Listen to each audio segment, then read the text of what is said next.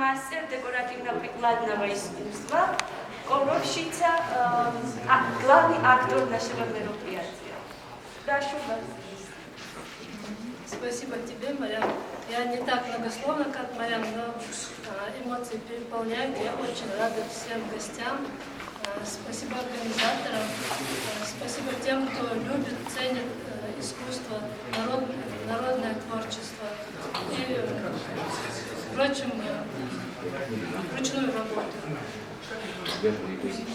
Что можно сказать о своей работе? Она, наверное, всех налицо. Работа насколько сложная, столько же интересна.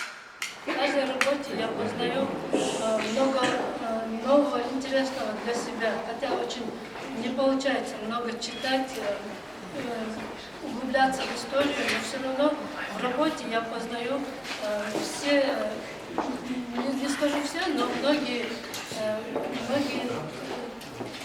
навыки этого творчества. Я очень благодарна всем. Спасибо.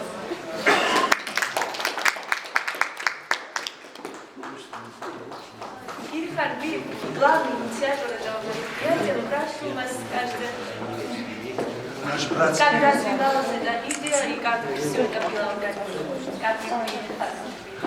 Наш братский грузинский народ может похвастаться многовековой историей своей письменности. К сожалению, ингушская письменность очень молодая и возникла на заре 20 века. Грузины через свою письменность оставляли след истории, оставляли очень важную информацию. Как я сказал, у нас не было своей письменности, к сожалению, но ингуши пытались через эти орнаменты оставлять свой след и информацию о себе. В отдельных случаях это бывала зашифрованная информация, которая передавалась из аула в аул. Да. К сожалению, большая часть этой информации зашифрованная так и остается загадкой. Это большая работа для наших историков. По этой части мы очень надеемся, что и грузинские ученые тоже возьмутся за эту работу, может быть, как и всегда им было интересно заниматься ингушской историей, да, и совместным каким-то трудом смогут распознать что-то все-таки, что же хотели наши предки оставить для нас, может быть, потомкам, и какая же информация вот в этих орнаментах. У нас такой совместный интерес с сестрой, она швея, ей было все время тоже это интересно. Я в мере возможности распознаю и узнаю научную информацию и преподношу, а она все это переводит в то, что мы видим, свои ковры.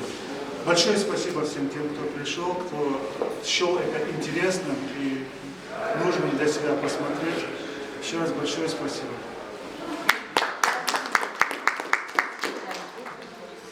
Здесь находится ваша коллега Надури Азикури, которая фольклорист, этнолог. Мы просим вас поделиться вашим